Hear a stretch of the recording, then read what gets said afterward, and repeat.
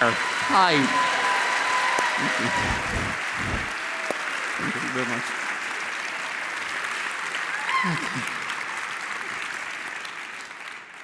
That's Mo, by the way. So Mo, Mo and I, we were talking. I've known Mo for almost 20 years, which is when he joined Wait, Don't Tell Me, way back when.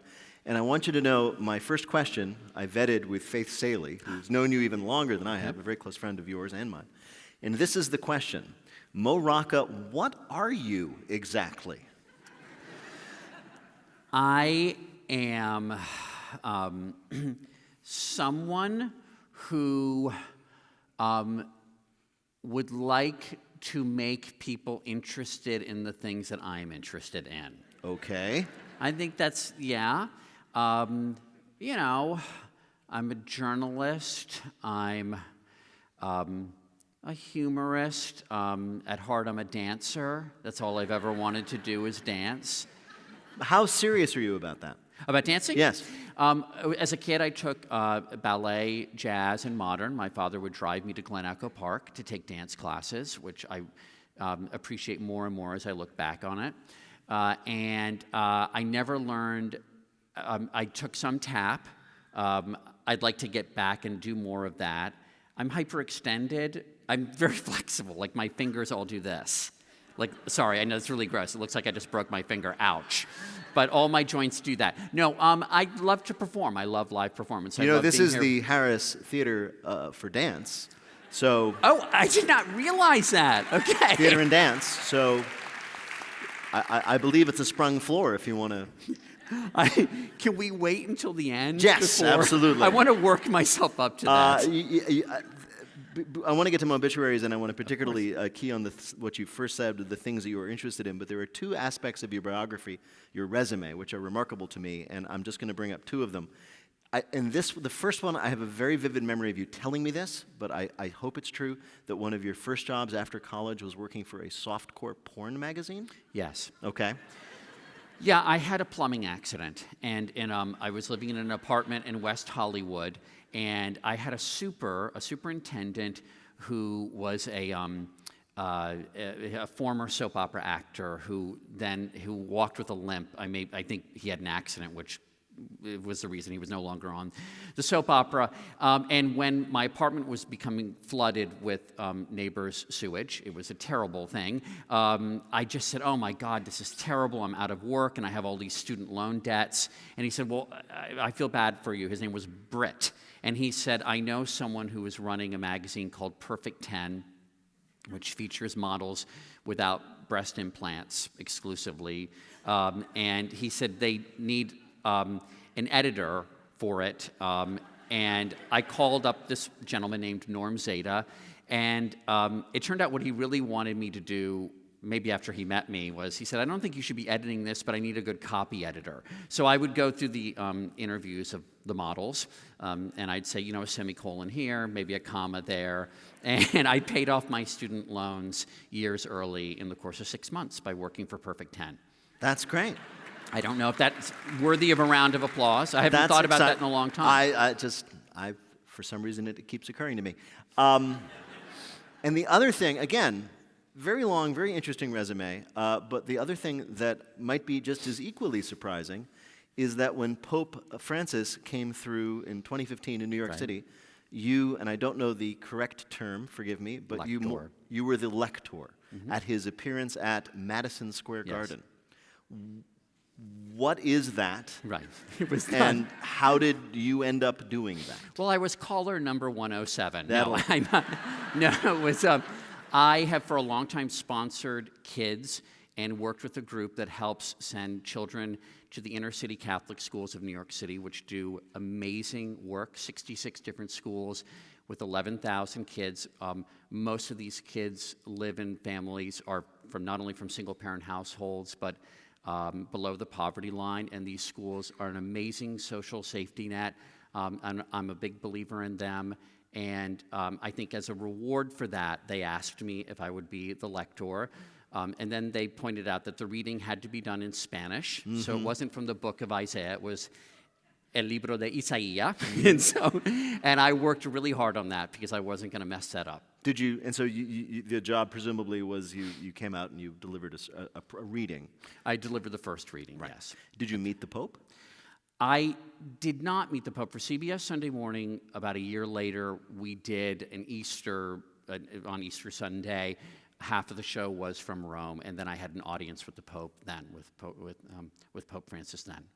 Yes, and I presented him with a gift. It was the piece was about both the Pope and the namesake saint, Saint Francis of Assisi, and it was one of the kids from one of these schools that I work with had done a beautiful drawing of Saint Francis of Assisi, so I presented that to him. That's just right there. Those two things, the copy editing, perfect 10, and an audience with the Pope. You know, I mean, already I think that's quite a distance. What happened? it's all about breadth. It really is. It's all about range. But as as President Obama said the other day, people are messy. Yes. And in my work, I like looking for the messiness in people, and I hope as I get older, I can tap into the messiness in myself and connect with other people that way. People are complicated. You mentioned earlier, the first thing you said when I asked you what you were, you said you're somebody who wants to get people interested in the things that you are interested in. What, if you can define it, are you interested in? I'm interested. I'm a big history buff.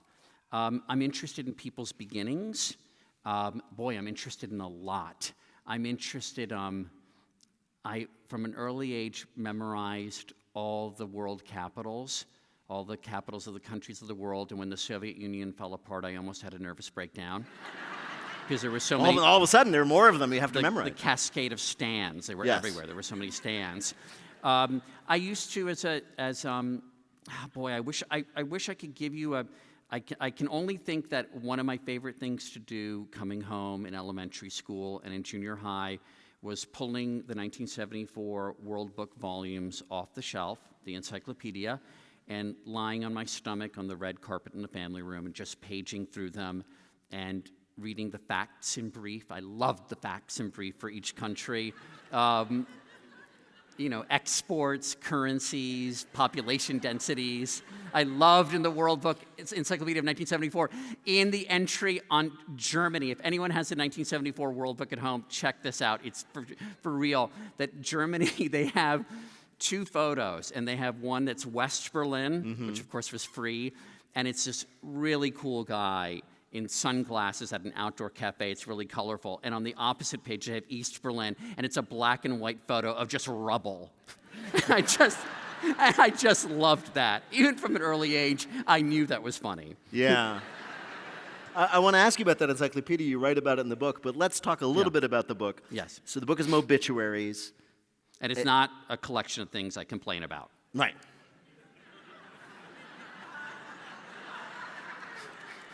Because a good friend of mine actually asked, he said, great idea, Mobituaries, so it's just stuff that you complain about? Yeah. But no, Bill. Well, for those who do not know, what is Mobituaries? Mobituaries is my take on obituaries. Right. And I love obituaries. Right. Yes, and so I inherited my love of obituaries from my father, who I think loved obituaries. They were his favorite section of the paper.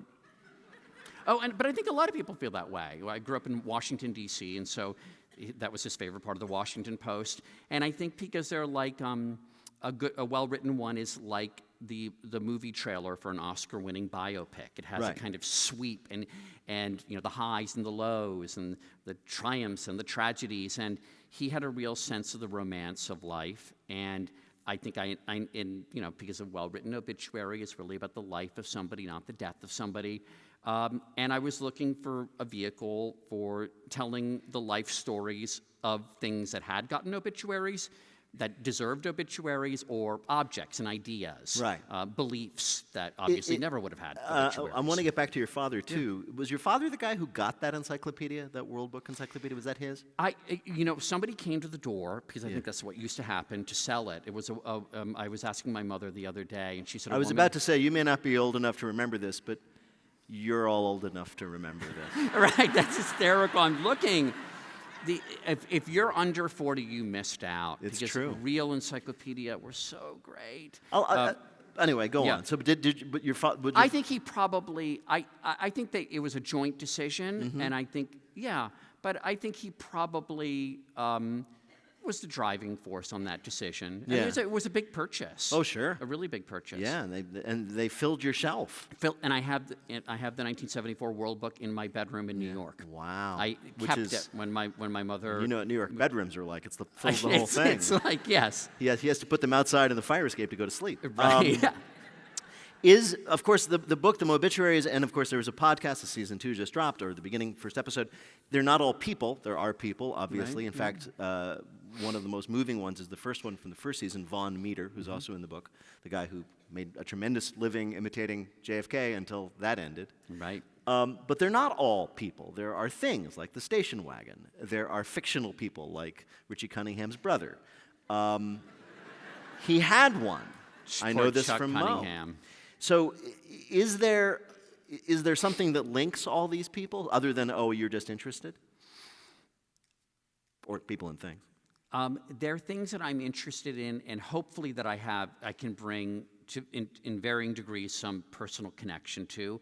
I wanted, I've learned a lot working on CBS Sunday Morning. My boss, who is also my good friend, Rand Morrison, is a master of what's called show mix. And I think mix is really, really important.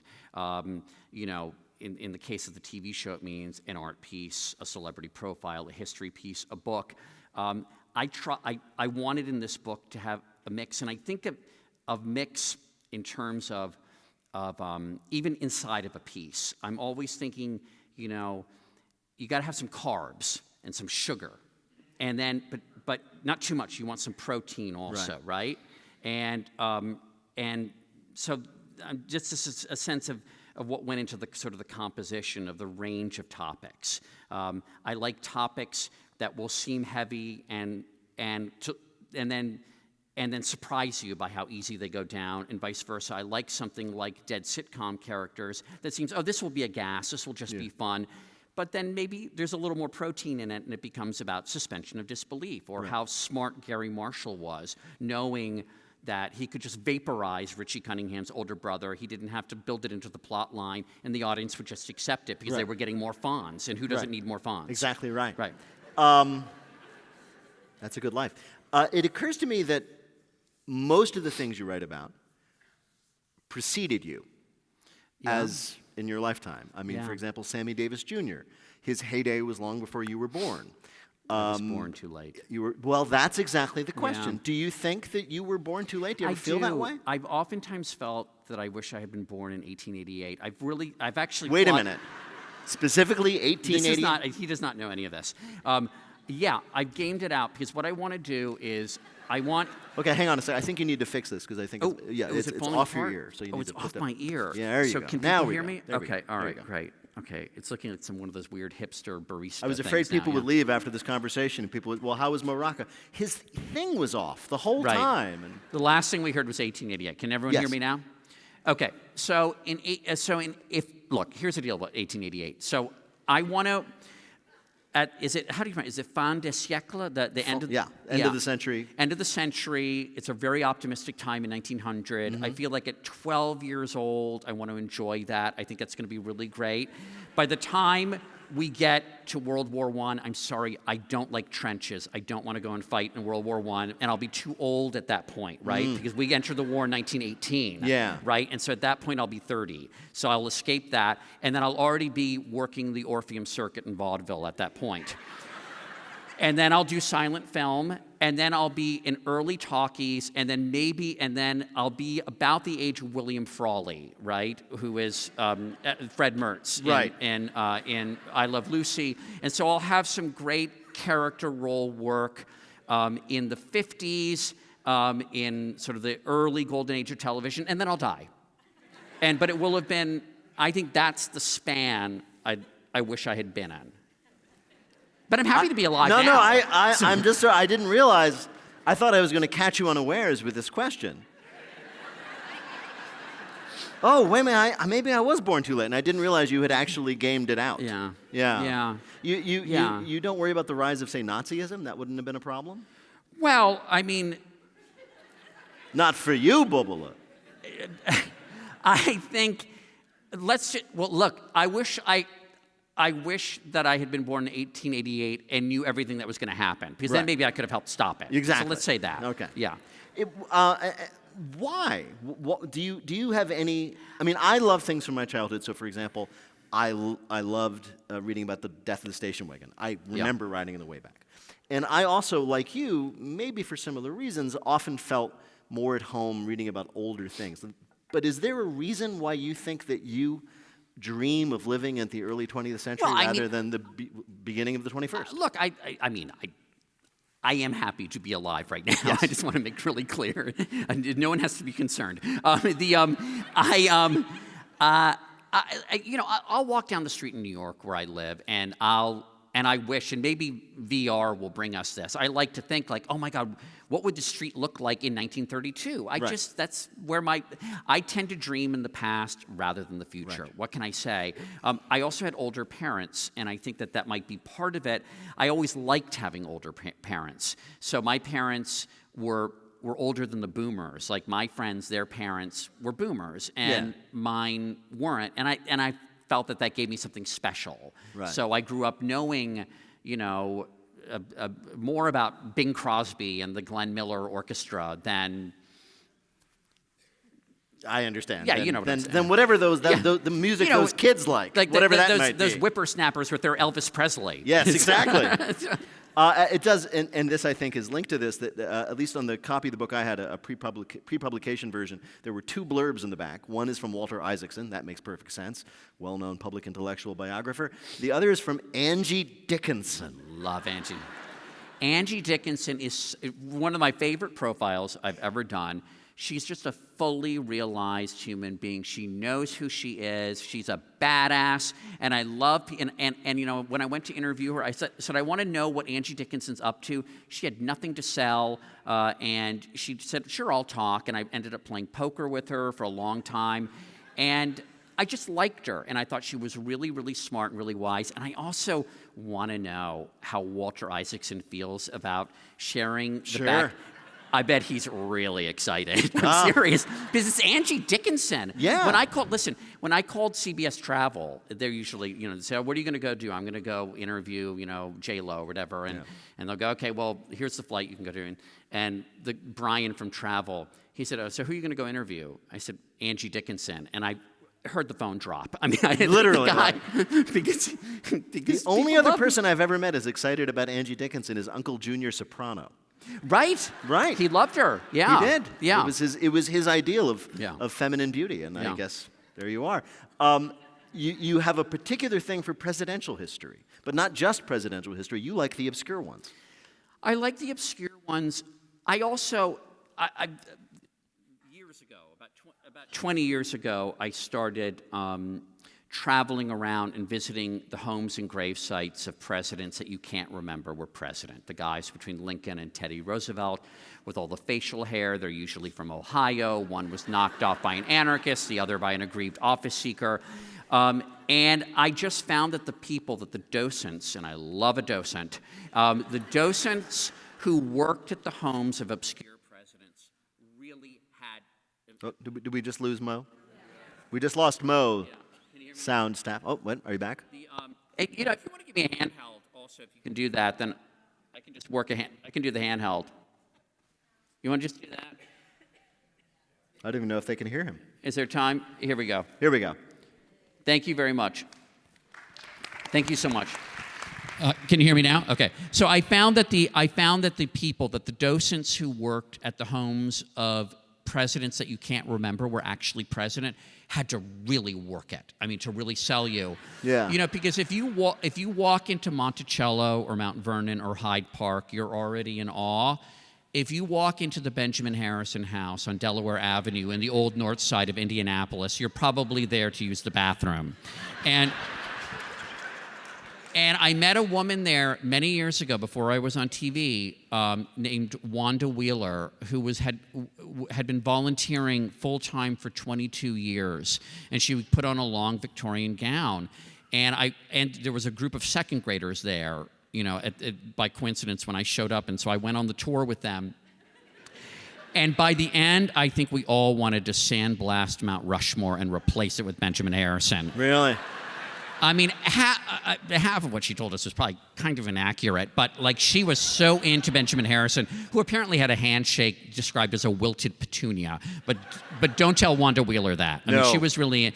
But what I also wanted to do, what I do in the book as well, is, you know, you can do I've decided to do mobituaries for different parts of people's lives.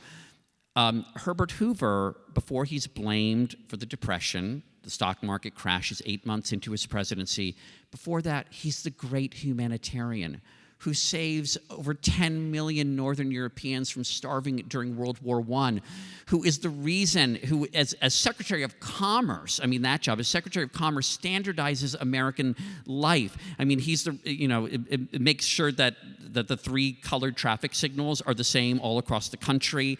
There were 42 different sizes of milk bottles before Herbert Hoover was president. He gave us pint, quart, half gallon, and gallon. Can you imagine if you had to call home to Mara or vice versa, and they're, you know, from the grocery store, and say, did you want the 17 ounce or the 17 and a half ounce or the 22 ounce? I mean, that, you know. Anyway, he's a remarkable guy, and he saved a lot of lives, if I didn't already point that out.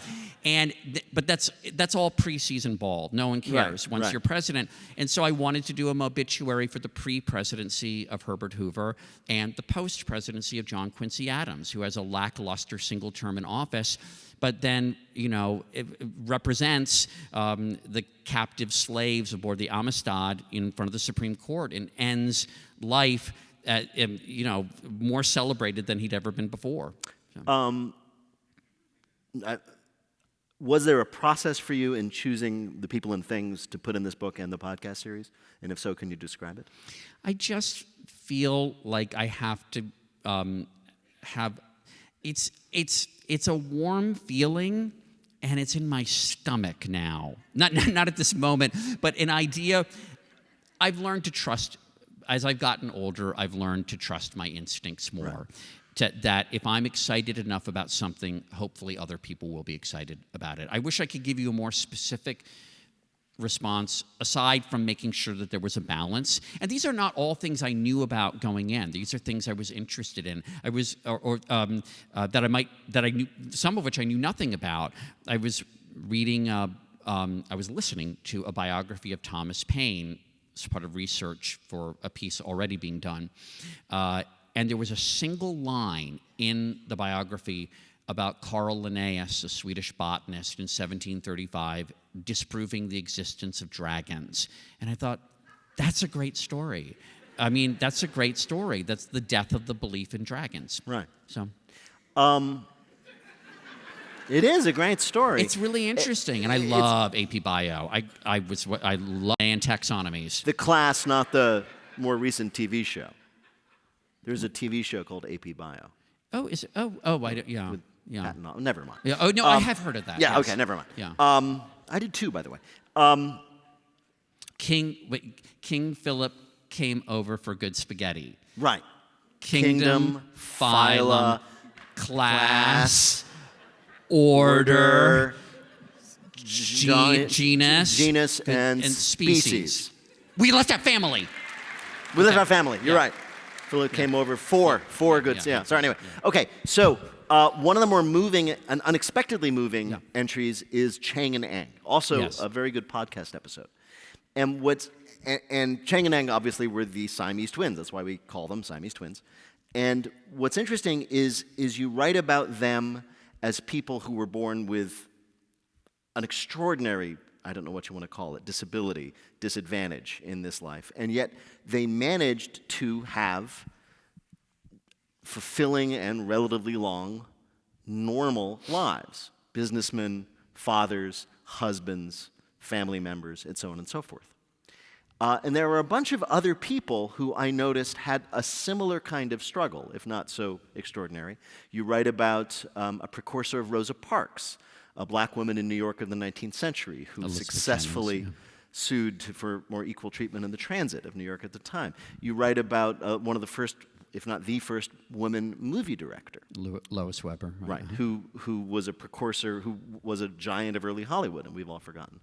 So it does seem as if, and see what you think of this, is that while it's not universal in all the things you write about, there does seem to be a theme of people who have disadvantages, be they racial, social, physical. Sammy Davis Jr. might, in fact, be another example of this, but managed to succeed anyway, managed to join society despite whatever they were born with. Is that something that you see and admire? I do. I have a real, and I'm happy to bring it back to myself, but I just want to first say that I have it's more than a soft spot, an admiration for people who keep going and going. I did an interview not long ago with Mitzi Gaynor, and, you know, she has a great sense of humor about being Mitzi Gaynor, but this is somebody like a good old-fashioned entertainer who, once Hollywood was sort of through with her, and it was very blunt in her own self-assessment and said that she wasn't great on film. Then she went to Vegas, and she did one of the first Vegas shows, and then she went to TV, and she just keeps going and going. And I think that's why I found Lisa Kudrow's show, The Comeback, actually not only funny, very moving. I just stick-to-itiveness. I just have a great admiration for that. And I think it's also, and I hadn't thought about this, but maybe I key into that because while I've had a lot of fun in my career and I love what I do, I have, it's been a process figuring out my own voice. And when you ask me, what are you? It's a totally legitimate question. It makes me a little insecure because I'm like, oh boy, I'm not a stand-up comic. And I feel I am a journalist. I'm a journalist, he says, not defensively at all. But I realize it's a little bit, I'm not a typical CBS News correspondent. Right. It's like Edward R. Murrow, Cronkite, Rather, Rocca.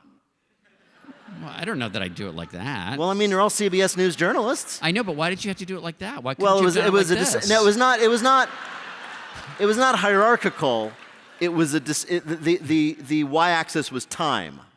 You see, it wasn't like, I mean, in the graph, it wasn't like greatness to not. It was like early. Right, well, let's use the x-axis next time. Okay, x-axis. So it's, all right. So let me re-gesture. Yeah. Murrow, Cronkite, Rather, Rocca. Yeah. Thank Better? you very much. Okay. Yeah. And Jan Rather, by the way, is really great in the Billy Carter podcast, which because he had spent a lot of time with Billy Carter, which I urge you to listen to. It was he was really insightful. But anyway, so yeah, I think I have because. Some people say this is exactly what I'm going to be when I start out. I'm going to be, a sitcom actor, or I'm going to be a stand-up comedian, or I'm going to be a war correspondent, or something like that. And I don't know that I've envied that kind of clarity.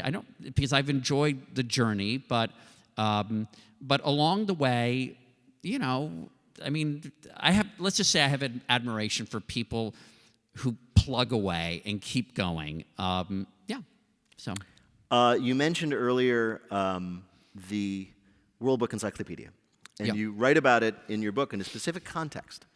You write about how you would, when no one was around, would take down a particular volume, and after looking at the pictures of Germany, you'd go to a particular entry. Right. And that entry was? Homosexuality in the H volume. So I would read, it was a very short entry, and this is 1974, unbeknownst to me, and the reason it's part of the Mobituary on homosexuality as a mental illness. The Diagnostic and Statistical Manual, the DSM, which is a catalog of mental illnesses, included homosexuality from 1952 until 1974, as it happens. I certainly didn't know that when I was 5 years old, but probably starting when I was 10 or 11, I would read that entry, and I would read it over and over again. And I have to say, the entry wasn't that harsh. It would say, I can't remember verbatim right now, but say things like,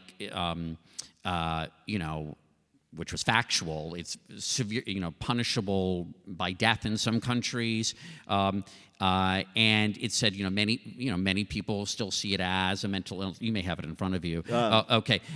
Anyway, it was a very short entry, which always disappointed me because I intuitively knew that it was about me, and I read that entry probably 80 times, hoping, I think, that magically some sentence, something would kind of magically appear saying what, I don't know, offering some kind of reassurance, saying maybe you're going to be okay.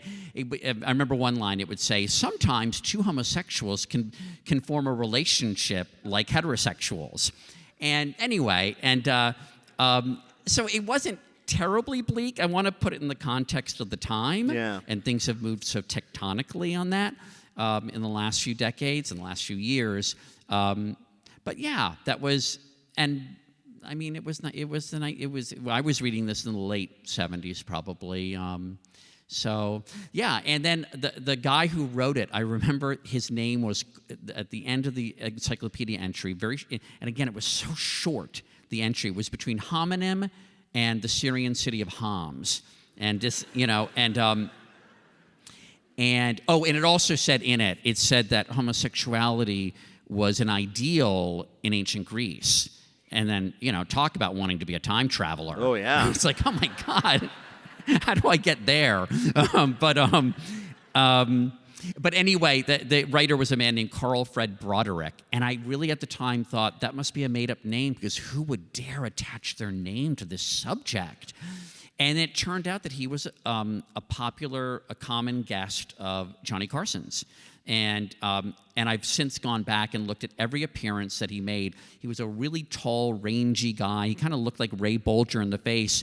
He was, and he also happened to be a Mormon bishop. And so the World Book got a Mormon bishop to write about homosexuality. Yes. However, but the entry again, it was not very heartening, not very inspiring to read as somebody who was very worried and young. But the guy, when I saw him on Johnny Carson, I said, this seems like a nice guy. And I kind of watched those appearances thinking, maybe he'll say something. I'm watching this as a 50-year-old, right, watching these online anyway. But it was just so unspeakable then that right, nothing was said. Well, the reason I bring this up is, and I cannot claim to be a completist when it comes to your work. I haven't seen all of your television stuff. You haven't seen when I was on a telenovela? I did not see when you were in it, nor did I see your cameo in the spelling. No, I was turista número dos in really? Amor Descarado. Yes, I've been on but anyway, we can talk about that later. Más tarde. With that caveat, yes, that I am not, I wish I were, Mo Rocca. I've known you for a long time. I've been on stage with you performing for a long time. And to my knowledge, this is the first time you have written or spoken about being gay. Am I wrong? Is it the first time? It's certainly not the first time I've spoken about it.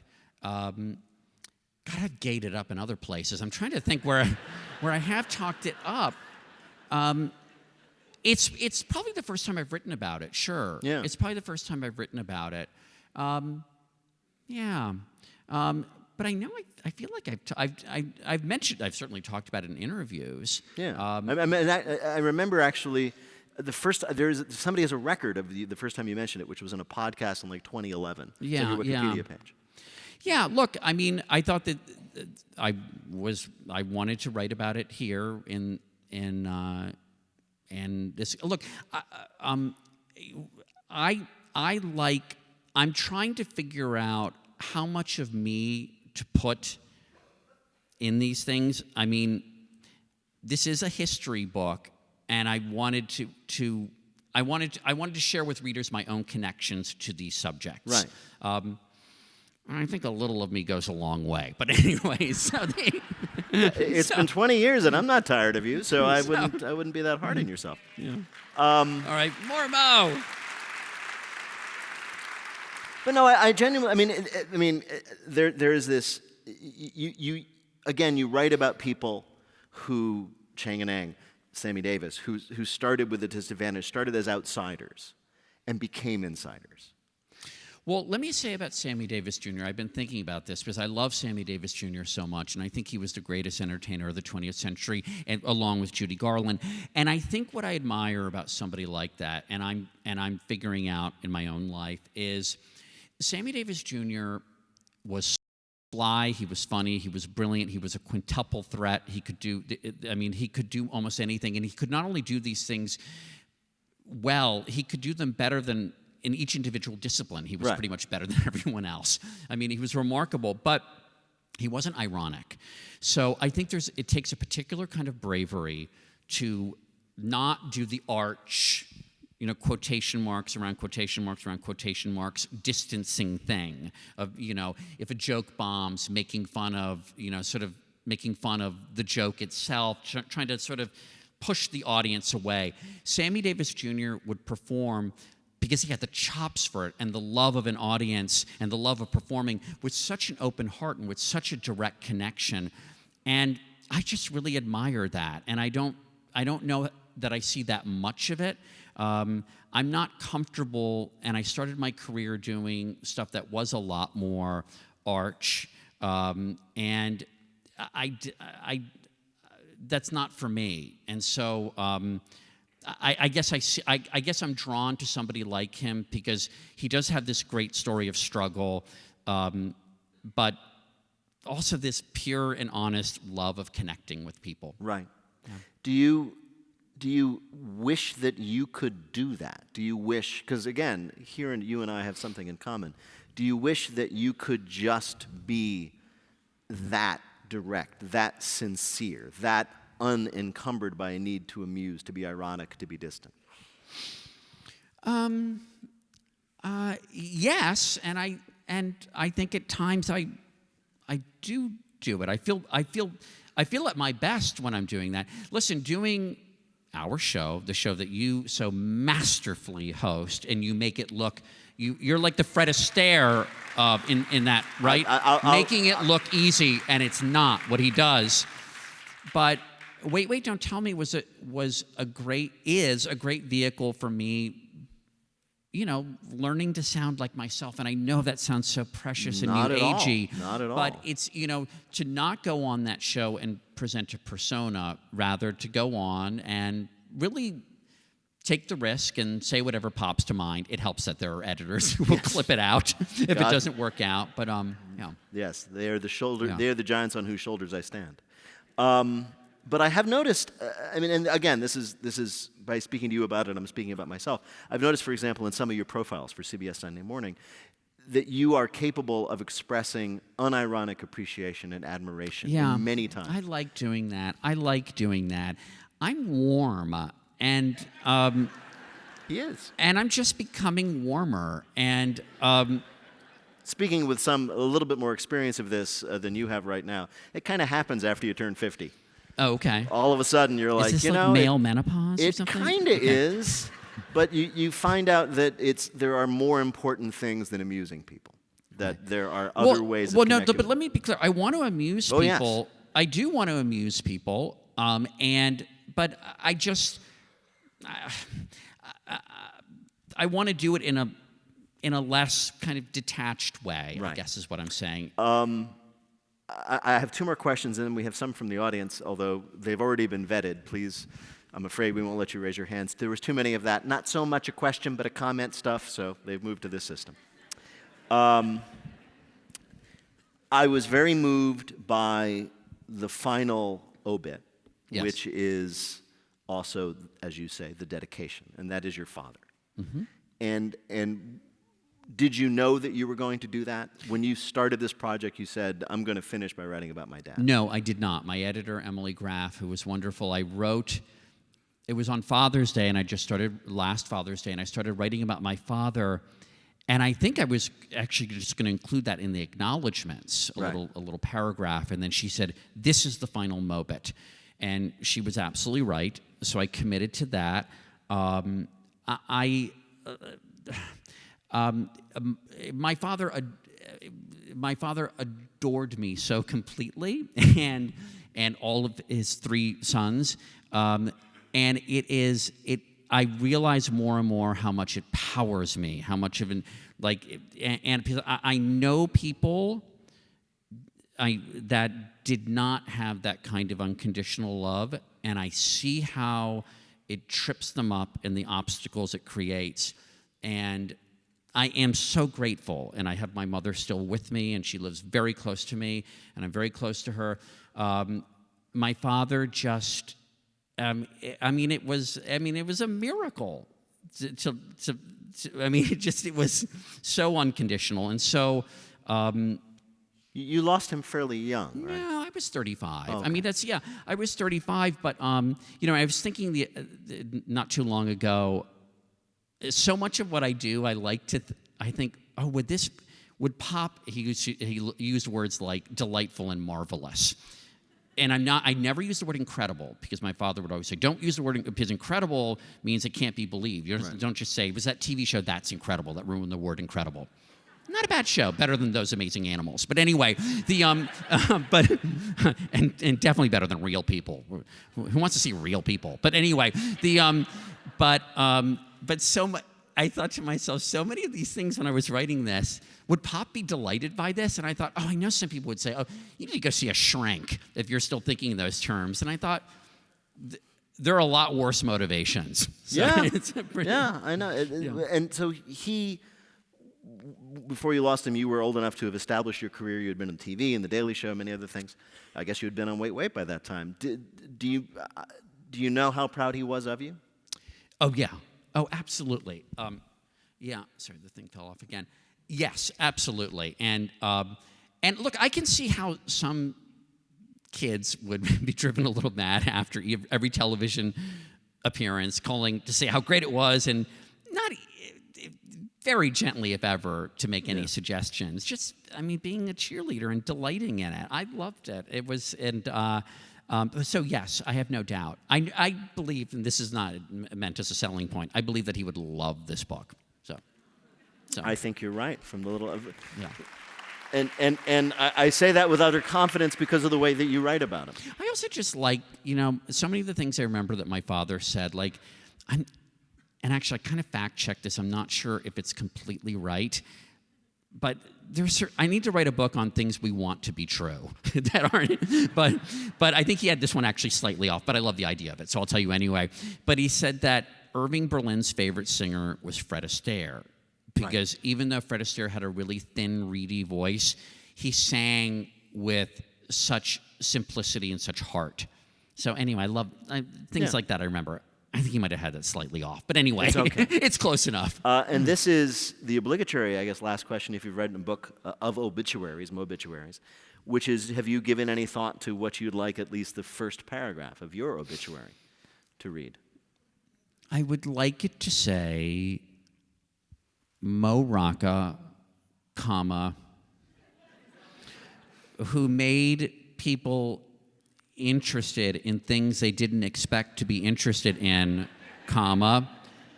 died today. He was 135.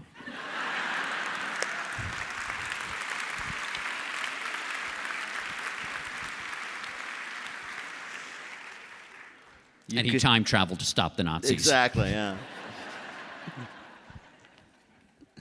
So now we have some questions from audience members. These were sent in to the Humanities Festival and then vetted and given to me. And I was immediately drawn to one I did not understand at all because I don't know what he's referring to, so I'll start with that. This is from Patricia Mitchell, if you're here. Address your theory about Meriwether Lewis's death. Address whose theory? Your theory. I don't remember having a theory about Mary Lewis, but that's Mary Lewis, he of course was the Lewis and Clark, who killed himself, I believe. Yes. Right, exactly. But he killed himself certainly not on the way there. No. Then it would just be Clark. With some help from Sacagawea. Yeah, right? obviously. It would be Clark and Sacagawea. No, I believe he came back and he killed himself later. Yeah, it's just terrible. But you don't. I was hoping that you'd say, and then you'd have charts and you'd show me what really happened to Meriwether Lewis. But no, I don't have any. I don't have anything about that. I do know that Thomas Jefferson had 2 grizzly bears on the south lawn of the White House, brought back to him by Lieutenant Zebulon Pike. Yes. Who I believe went with them. No, I don't think. I think he did a different area. I'm just trying Pike's to connect Peak. these two stories. I understand. Yeah. Well, I'm sorry. I don't have anything on Meriwether Lewis. I'm so. If you can get, I'm almost tempted. Is Patricia Mitchell here? Never mind. Okay. All right. Mary Beth asks, "What has been your most challenging interview?" The most challenging interview I've had, and other people have had challenging interviews with him, was Warren Beatty. Really? I think Warren Beatty's a very difficult interview, and I think both Phil Donahue and Barbara Walters, who interviewed tens of thousands of people independently, said he was their toughest interview. And I'm not sure why it's so difficult, but you could ask, what did you have for breakfast? And he'll kind of look at you, and he'll say, breakfast. You'll say, yeah, that meal before lunch. Yeah. Right. It's after the previous dinner. And I don't, it's very, very difficult. And so when that Oscar flub happened, Yes. As soon as he started hesitating, I had PTSD, and I thought that he was just screwing around. I really thought he was just screwing around. Really? And in fact, he wasn't. But He was, yeah. But I thought that was challenging. I also had a challenging interview with Bette Midler. Really? But She she's seems a great, valuable and she's a open. great, obviously a great talent. People have bad days. Yes. Okay. What's one of the most surprising character traits or habits you've discovered in the famous people you've come across? Surprising character traits. I mean, I think it's surprising when you meet, if you're talking about sort of Hollywood actors, or, it's surprising when you meet somebody who kind of could step away from it all and live a relatively normal life. I love Eva Marie Saint. I loved spending time with her, and because she just stepped away from the whole fame thing. pretty much, yeah. And she was in 2 of the greatest movies ever, On the Waterfront and North by Northwest. Didn't make that many movies, and then decided she wanted to spend time with her family. Her husband Jeffrey and she were together for over 60 years. He passed away recently, and just she seemed so remarkably normal. That was surprising to me. Yeah. Do you feel a certain degree of envy when you come across somebody like that who just didn't care and walked away and was totally normal? No, I don't. Really? No. I suppose I'm impressed by it, but as I said, I'm a trooper at heart, so I'm going to keep going until you tell me to stop. So I fall into the pit. This is an interesting question. Has there been any person you've interviewed? This is from Trey McCulley. Has there been any person you've interviewed who has changed your perspective, thoughts, or beliefs about something in your life that had up to that point never really been challenged? Oh, boy. Geez, that's such a great question. I'm trying to think, who have I interviewed who changed? It's tough to be put on the spot, I know, with a question like that. It is tough to be put on the spot. I just interviewed Doris Kearns Goodwin and David McCullough, and they're just filled with such wisdom. So I'm trying to think what they told me. Listen, Doris Kearns Goodwin and I talked a fair amount about how the past is viewed and the importance of being generous with the past, or as I like to put it, cutting the past some slack. And when I asked her that, I thought, I'm going to try this expression. She lit up so much, and she said, yes. She said, we have to do this. She said, FDR, yes, he should have let more Jewish refugees in. Yes, the Japanese internment camps were terrible, but he took us through World War II. He took us through the Depression. Abraham Lincoln did not believe in interracial marriage. He didn't believe that black people should be able to vote. He signed the Emancipation Proclamation. There is a tendency, I think, in the culture to disqualify people, and this happens with historic figures as well. And I thought having that discussion with her made me think about it even more. But somebody like a story like Chang Eng is a complicated, important story. One thing I don't think you pointed out is they're an amazing immigrant story. I mean, they came here essentially as indentured servants. They were some of the first entertainers in America, a country that loves entertainment. They were also slaveholders. I wish that they weren't. That's part of their story, and it arguably makes it an extraordinarily American story, the good, the bad, and the ugly. But yeah, I guess embrace the messiness of the present and the past. Doris Kearns Goodwin, we interviewed her on Wait, and she told me a story that I'll never forget, which is that she was going to do a biography of Nelson Rockefeller.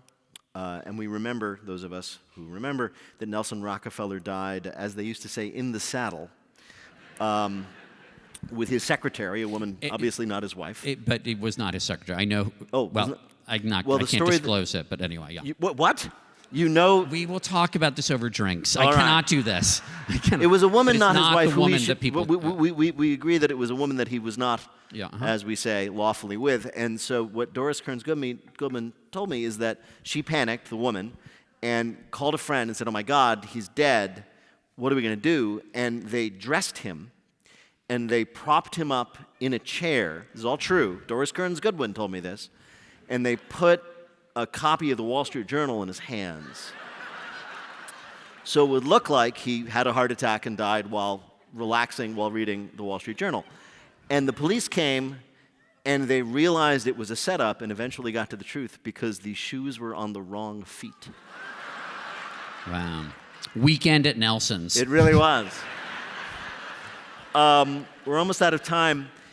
You've written the book, Mobituaries, which I hope you guys will pick up. It's really delightful and fascinating. The new series, Mobituaries, season 2 of the podcast, is out now. The first episode just dropped. Yeah, the first episode is I'm interested in the long history of troublemaking presidential brothers. So they start with John Quincy Adams' brother. Charles Adams was called a madman possessed by the devil. He was called that by their father, John Adams, also president. Ulysses S. Grant's brother Orville got mixed up in a kickback scheme. Donald Nixon had some murky dealings with Howard Hughes when he was trying to get his Nixon burger chain off the ground. Sam Houston Johnson, LBJ's brother, wrote a book about a very embarrassing book, embarrassing to LBJ, but no one comes close to Billy Carter. But Billy Carter, I had remembered as this outrageous figure.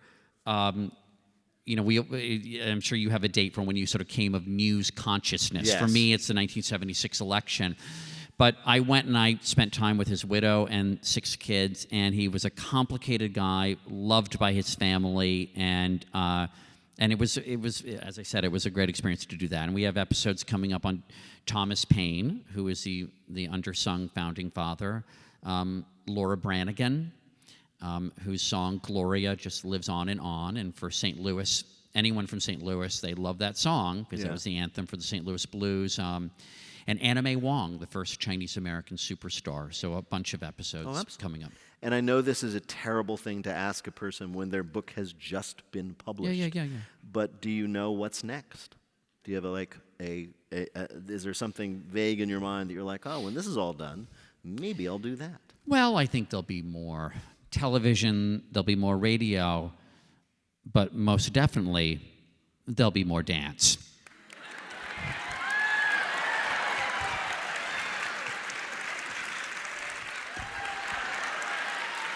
Mo Rocca, ladies and gentlemen. Thank you, Peter. Thank you. Thank you. It was fabulous. Thank you. Mo Rocca, everybody.